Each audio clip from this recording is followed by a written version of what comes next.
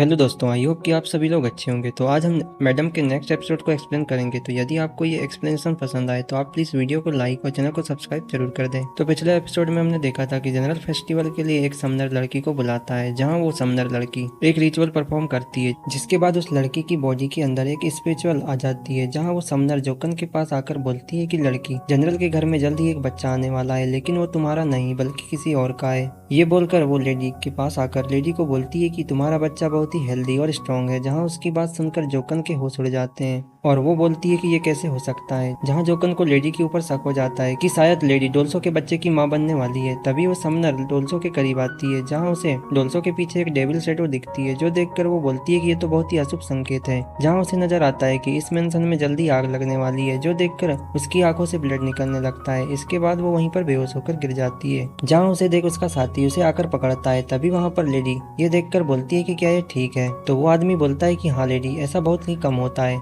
जब वो बेहोश हो जाती है। जिसके बाद लेडी उस आदमी से पूछती है कि क्या इसे सब याद रहेगा। तो उसका साथी बोलता है कि नहीं लेडी, उसको रिचुअल के टाइम का कुछ याद नहीं रहता। जो बात सुनकर लेडी बोलती है कि ये तो अच्छा है, वरना उसे मेरे और डोल्सो के बारे में पता चल जाता। जिसके बाद सीन शिफ्ट होता है और हम रात में जनरल को देखते हैं, जिसके पास वो समनर लड़की आती है। जहाँ जनरल उससे पूछता है कि क्या तुमने जो आज बोला वो सच है। तो वो लड़की बोलती है कि हाँ माय लॉर्ड, मुझे इसके बारे में याद नहीं, लेकिन यदि आत्माओं ने ये कहा है कि लेडी माँ बनने वाली है तो वो बात सच होगी। और रही बात आपदा की भविष्यवाणी की, तो वो उसे आपको फ्यूचर के लिए ध्यान में रखना होगा। जो बात सुनकर जनरल हंसने लगता है और बोलता है कि ऐसी आपदाओं से मेरा सामना हो चुका है, इसलिए तुम इसकी चिंता मत करो। जिसके बाद जनरल बोलता है कि जब मेरे बेटे के बारे में भविष्यवाणी हो गई है तो मुझे किसी भी आपदा से डरने की जरूरत नहीं है और अब मुझे इससे ज्यादा कुछ नहीं चाहिए। जिसके बाद हम नेक्स्ट सीन में जोकन को देखते हैं, जो बहुत ही गुस्से में होती है और वो अपने कमरे में आकर बोलती है कि उस बुढ़िया ने मेरी पीठ पीछे डोल्सो के साथ मजे किए और वो अब जनरल को बेटा भी देने वाली है और उसने बहुत ही चालाकी से मुझे बेवकूफ बना दिया। जहाँ तभी जोकन बोलती है कि मुझे कुछ समय चाहिए, इसके बाद मैं उस बुढ़िया को देख लूंगी। इसके बाद सीन शिफ्ट होता है और हम नेक्स्ट डे मॉर्निंग में लेडी को देखते हैं, जो सभी सर्वेंट को बोलती है कि हमारी नई फसल आने के लिए सभी लोगों को मैं धन्यवाद करती हूँ, इसलिए तुम सभी मेरी तरफ से जाओ और जाके फेस्टिवल को एंजॉय करो। जिसके बाद हम योरम को देखते हैं, जहाँ उसे वो छोटी बच्ची बोलती है कि क्या हमें गेम खत्म होने के बाद मजेदार खाना खाने को मिलेगा।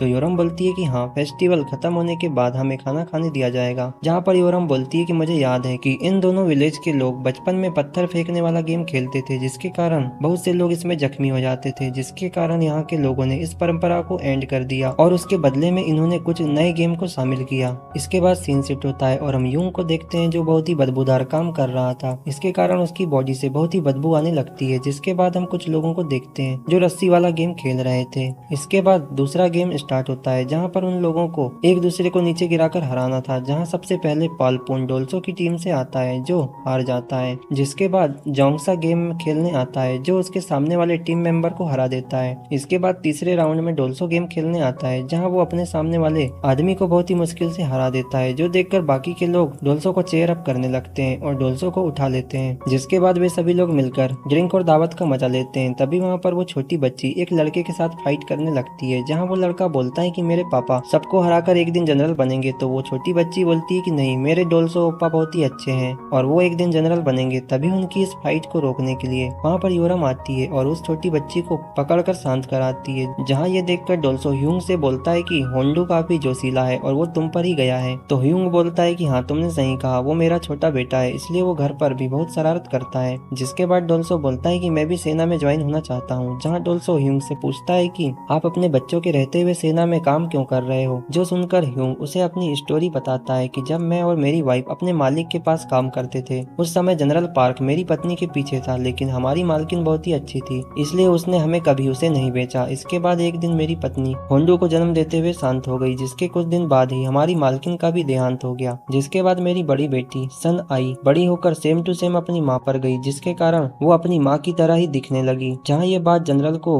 पता चल गई। जिसके बाद जनरल पार्क ने सन आई के लिए अच्छे पैसे देने की पेशकश करी, जो देखकर मजबूरन मेरे मालिक ने उसको बेचने का डिसाइड किया। जहाँ ये ये देखकर मुझे बिल्कुल भी ठीक नहीं लगा, इसलिए मैंने उसे अपने साथ मिलिशिया में शामिल किया ताकि वो हमारे साथ फाइट कर सके। इस तरह से मैंने अपने बच्चों को उस जनरल से बचाया। जहाँ ह्यूंग की बात सुनकर डोल्सो बोलता है कि इस दुनिया में कैसे मॉन्स्टर लोग रहते हैं, जिसके बाद डोल्सो को अपनी माँ की याद आती है, जहाँ वो बोलता है कि शायद मेरी माँ के साथ भी ऐसा ही हुआ होगा, इसलिए मैं नहीं चाहता कि आगे चलकर योरम के साथ ऐसा कुछ हो, इसलिए मैं अब सेना में शामिल होकर योरम को एक अच्छी लाइफ दूंगा। इसके बाद ये सीन यहीं पर कट होता है और हम योरम को देखते हैं जहाँ वो बाकी की लड़कियों के साथ डांस कर रही थी। जिसके बाद योरम डोल्सो के पास आती है, जहाँ वो बोलती है कि क्या तुमने ह्यूंग से बात करी, तो डोल्सो बोलता है कि हाँ, और उसने मुझे बताया कि आने वाले 10 दिनों के बाद मिलिशिया में सैन्य लोगों को ज्वाइन किया जा रहा है। जो सुनकर योरम बोलती है कि 10 दिन ये तो बहुत ही कम है, जहाँ पर डोल्सो बोलता है कि यदि ह्यूंग ने ये बात मुझे नहीं बताई होती तो मुझे ये नहीं पता चलता। जिसके बाद सीन शिफ्ट होता है और हम कुछ घंटे पहले का सीन देखते हैं, जहाँ पर हम बैम्बू के एक जंगल में किम जोंग को देखते हैं, जिसके पास कुछ ब्लैक रॉब पहने हुए सोल्जर आते हैं। जहाँ पर उनका लीडर बोलता है कि सर, हमें लॉर्ड पार्क ने भेजा है आपकी सेवा के लिए, तो बताइए हमें क्या करना है। जहाँ ये बात सुनकर किम जोंग बोलता है कि हमें गोंगजू में अपने एक काम को अंजाम देना है। जिसके बाद हमें बताया जाता है कि इस यूनिट का नाम डीप शैडो यूनिट है और ये लोग लॉर्ड पार्क की सीक्रेट यूनिट होती है और ये बहुत ही प्रोफेशनल किलर होते हैं जो बिना कोई सबूत छोड़े अपने काम को अंजाम देते हैं। तभी किम जोंग बोलता है कि तुम्हें जनरल क्वाक के घर में रह रही एक सर्वेंट को अगवा करना है और ध्यान रहे कि ये बिना किसी के नजरों में आकर होना चाहिए। जो बात सुनकर उस यूनिट का लीडर बोलता है कि सर, आप चिंता ना करें, हम ऐसा ही करेंगे।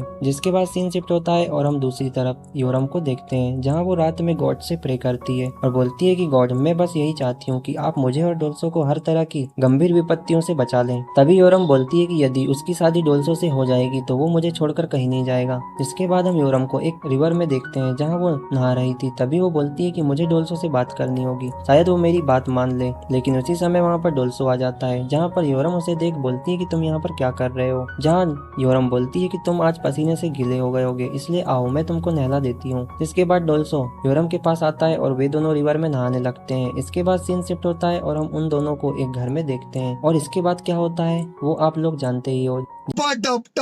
मालूम ना। इसके बाद हम वहाँ पर उसी डीप शैडो के लोगों को देखते हैं, जहाँ पर एक आदमी अपने लीडर को बोलता है कि सर, वो लड़की अपने आशिक के साथ एक घर में लूटपोट हो रही है, इसलिए क्या हमें उस लड़के के जाने का वेट करना चाहिए या हम उन दोनों को अगवा कर लें। तो उनका लीडर बोलता है कि ठीक है, तुम उन्हें पकड़ो, लेकिन याद रहे कि वो लड़की हमें जिंदा चाहिए। जो सुनकर वो आदमी बोलता है कि ठीक है सर। जिसके बाद वे लोग डोल्सो के उसी घर के ऊपर आ जाते हैं। तभी वहाँ पर डोल्सो अपने गेम को रोक देता है और बोलता है कि मुझे कुछ लोगों के पैरों की आवाज आ रही है। वहीं दूसरी तरफ हम उन लोगों को देखते हैं जो धीरे धीरे उस घर के करीब आने लगते हैं, जहाँ पर उन लोगों को पता चल जाता है कि डोल्सो को उनके आने का पता चल गया है। ये देखकर वो वॉरियर अपने साथियों से बोलता है कि तुम लोग अलग अलग हो जाओ। जिसके बाद एक वॉरियर उस घर में अंदर आता है, जहाँ पर डोल्सो उसके ऊपर अटैक कर देता है। ये देखकर वो वॉरियर डोल्सो के साथ फाइट करने लगता है। तभी डोल्सो वहाँ पर रखे हुए एक पिलर को उठाकर उस वॉरियर के ऊपर मारता है, जिसकी वजह से वो वॉरियर वहीं पर निपट जाता है। तभी वहाँ पर योरम देखती है कि डोल्सो के पीछे एक दूसरा वॉरियर उसे मारने आ रहा है। जो देखकर वो डोल्सो को पीछे देखने का बोलती है और तभी उसी समय उस वॉरियर को बहुत से एरो आकर लगते हैं, जिसके कारण वो वॉरियर वहीं पर मारा जाता है। जहाँ पर डोल्सो देखता है कि ये तो मैडम सुरीन है। जहाँ पर सुरीन डोल्सो उसे बोलती है कि तुम योरम को लेकर जल्दी से निकलो, मैं तुम्हारे पीछे आ रही हूँ। जो सुनकर वे दोनों वहाँ से भागने लगते हैं। जिसके बाद हम सुरीन को देखते हैं जो उन लोगों को जख्मी करके वहाँ से भागने लगती है।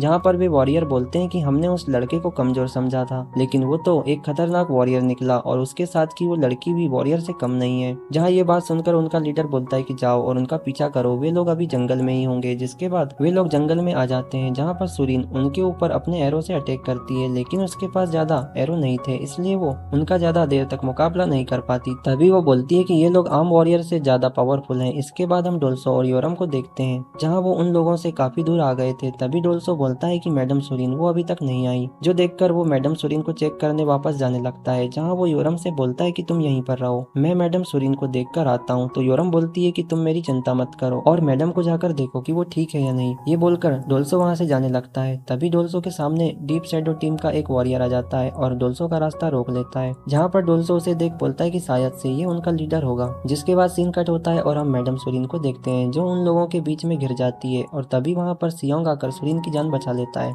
जहाँ सियोंग को देखकर मैडम सुरीन उसके गले लग जाती है। जिसके बाद हम वहाँ पर ली सियोल को देखते हैं, जो अपने सामने सियोंग और सुरीन को देख बोलती है कि ये तो जनरल क्वाक की बेटी है, लेकिन इसने सियोंग को इतना जोर से क्यों पकड़ा है। अब यहाँ पर ली सियोल को कौन बताए कि इन दोनों का पहले से ही टाका भिड़ा हुआ है। इसके बाद सीन शिफ्ट होता है और हम डोल्सो को देखते हैं, जहाँ वो उस वॉरियर की तलवार को अपने हाथों से रोक देता है। तभी हम डोल्सो को देखते हैं, जो पूरी तरह से चेंज हो जाता है, जो देखकर वो वॉरियर बोलता है कि इसमें बहुत ही ज्यादा ताकत है, इसने मेरी तलवार को अपने हाथों से ही रोक दिया। जिसके बाद हम डोल्सो को देखते हैं, जो उस वॉरियर की गर्दन को पकड़कर उसका वहीं पर गेम बजा देता है। तभी वहाँ पर मैडम सुरीन आ जाती है, जो डोल्सो को देखकर उससे पूछती है कि क्या डोल्सो तुम ठीक हो, लेकिन डोल्सो उसकी बातों का कोई रिप्लाई नहीं देता। जहाँ ये देखकर सियोंग को उसके ऊपर डाउट होता है। तभी हम डोल्सो को देखते हैं, जो पूरी तरह से चेंज हो गया था, जहाँ वो सुरीन की तरफ तलवार लेकर आगे बढ़ता है। ये देखकर सियोंग बोलता है कि डोल्सो पूरी तरह से पागल हो गया है, इसलिए मुझे उसको रोकना होगा। ये बोलकर वो उसके अटैक को डॉज करता है, जहाँ पर सियोंग को महसूस होता है कि डोल्सो की पावर पहले से कई गुना बढ़ गई है। तभी हम मैडम सुरीन को देखते हैं, जो डोल्सो के पीछे आकर उसको होश में लाने की कोशिश करती है, क्योंकि उसे पता था कि जब डोल्सो ज्यादा गुस्से में होता है तो वो अपना होश खो देता है। जहाँ पर सुरीन बोलती है कि बेवकूफ, होश में आओ, लेकिन डोल्सो को उसकी बातों का कोई असर नहीं होता। जो देखकर सुरीन बोलती है कि डोल्सो होश में आओ, क्योंकि योरम को अगवा कर लिया गया है। जहाँ योरम का नाम सुनकर डोल्सो अपने होश में आ जाता है, जहाँ वो देखता है कि कैप्टन सियांग उसे निपटाने ही वाला है।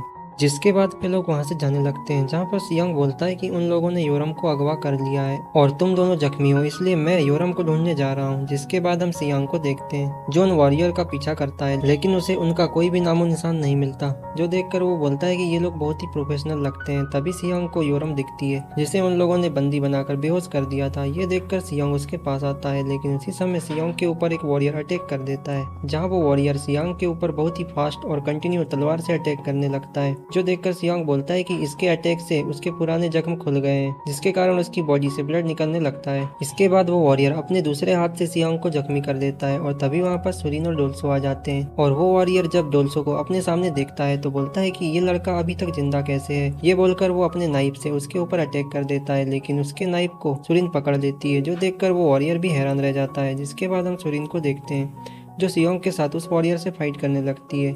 ये देखकर वो वॉरियर बोलता है कि वो इन दोनों से अकेले नहीं लड़ पाएगा, इसलिए वो वहाँ से भागने लगता है। जो देखकर सुरीन बोलती है कि क्या हम उसको पकड़ें। तभी हम सियोंग को देखते हैं, जिसे कुछ स्मेल आती है। तभी हम देखते हैं कि उस वॉरियर ने जाते समय वहाँ पर गन पाउडर फेंक दिया था। जो देखकर सियोंग डर जाता है और सुरीन को वहाँ से दूर जाने का बोलता है, और उसी समय वहाँ पर एक जोरदार ब्लास्ट होता है। और इस सीन के साथ ही ये एपिसोड यहीं पर एंड हो जाता है। तो अगली वीडियो में देखेंगे कि आगे क्या होने वाला है। तो यदि वीडियो अच्छी लगे तो लाइक शेयर और चैनल को सब्सक्राइब जरूर करना। तो मिलते हैं इसके नेक्स्ट एपिसोड में।